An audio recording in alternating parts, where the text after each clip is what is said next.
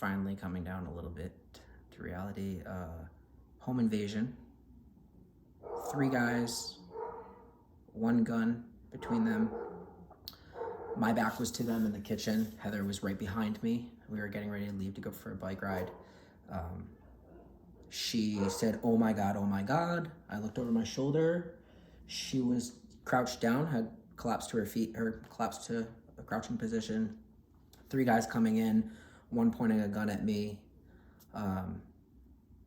They immediately grabbed her and brought her into the living room and said, "Where is it? Where is it? You know what we're looking for." They were looking for weed and money. And so I stayed in the kitchen. All this is happening very, very quickly. I put my phone down on the counter. I put my hands on the counter. I said, "Guys, do what you got to do. I'm in a wheelchair. I'm not going to hurt you." I told Heather to relax. I said, "These guys aren't trying to hurt us, Heather. They're trying to rob us. So just do what they say." And at a certain point, I realized that they really weren't going to hurt us. They're actually kind of polite. Aside from having a gun and barging into our place, they were telling me to make her relax. I said, "You just pointed a gun in her face, and I don't think she's going to relax until you leave." And kind of proud of myself for staying as calm as I did. At one point, I had my hands on the sink, and I kind of backed up like this, and I said, "What do you want? Like, I'm in a wheelchair. I'm not a threat to you, but guys, tell us what you want so you can get going, because this is, I was in a state of shock, and I think what I was trying to do is make the slightest bit of motion to see what the reaction would be. Got them a little flustered. He came into the side of me and grabbed the butcher block of knives that were behind me and put them out of my reach. And I went over into the living room to hold Heather and to console her, essentially, and tell her that everything's gonna be okay.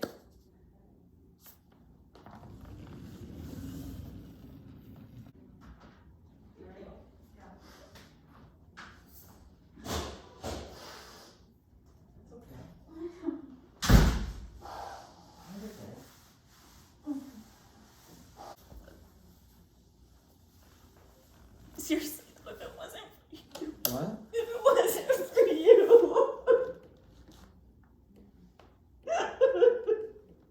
You're gonna have to see somebody and talk about this. Okay?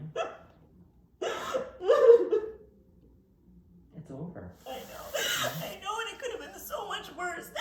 It could have been so much worse. We could have been hurt. Things could have been, we had to replace everything. We could have had to replace everything, and it's just our phones, and it's fine, and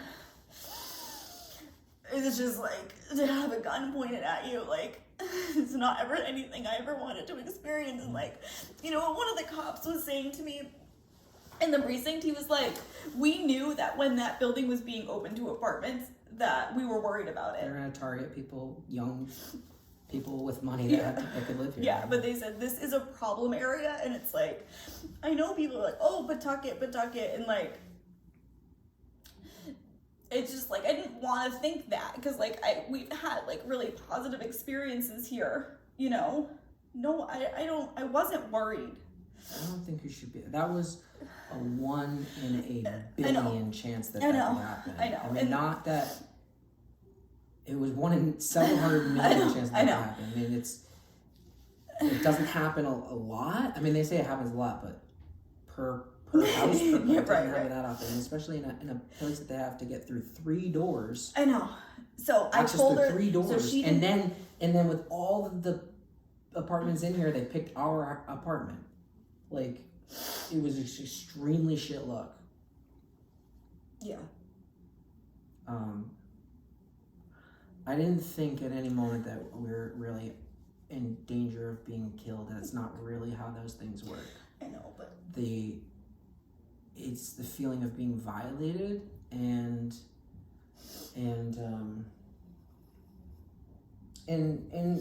yeah, it's basically the feeling of feeling violated. And as a man, I feel a natural instinct to protect, and I thought that the best thing I could do was to remain extremely calm and try to calm to you. And I from what I remember, it was all a whirlwind, but I think I was pretty assertive to them. You're so good.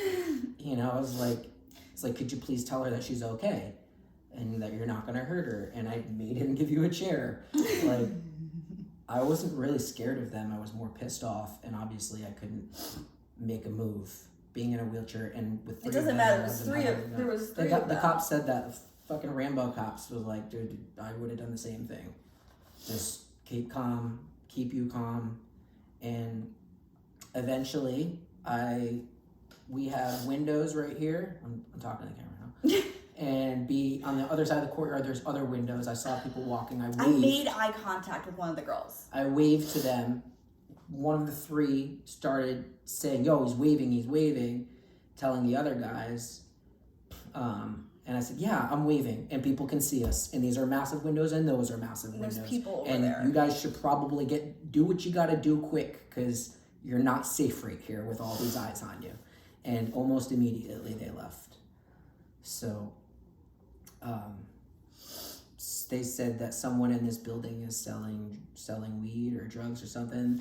They had a tip for that. These guys obviously had a tip for that, and went into the wrong house. Super polite, which was really weird. The guy at one point Pretty put polite. his arm around me and was trying to calm me down. I mean, it was pretty fucked up. He told me to get into the sleeping bag because fuck that, but... He said lie down. He said lie down and get in the sleeping bag, which was really fucking weird, but like... Which he didn't do. Fuck, no. That would have made my anxiety... I probably would have passed out or something. But he at one point had his arm around me and was like, it's okay, like calm down, because at some point they realized they were in the wrong spot, and then they talked. It sounds like each there was other. a robbery last night from what you're saying, and they were coming back for retaliation. Yeah. When they picked our apartment, went to the wrong apartment. Yeah. Have you ever had interactions with a guy that lives across the hall? Yeah. Okay, because I thought it was weird that you knew when he was over here and he led us across. You knew who it was, because I was like... When you left, he opened the door. I said, call the cops immediately.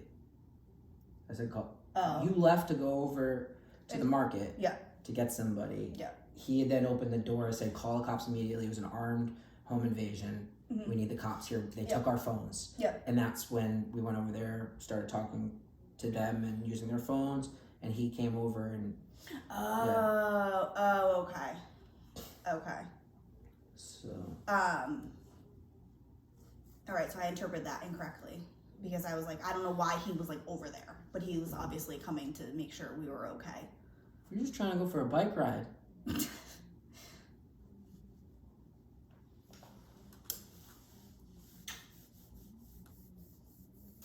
You know, it makes you kind of a badass to go through something like this, right? Yo, I guess. What a fucking story. It's like fucking 2020. They're trying to get everything in there. The year's almost over. Let's just make it just a little bit fucking worse.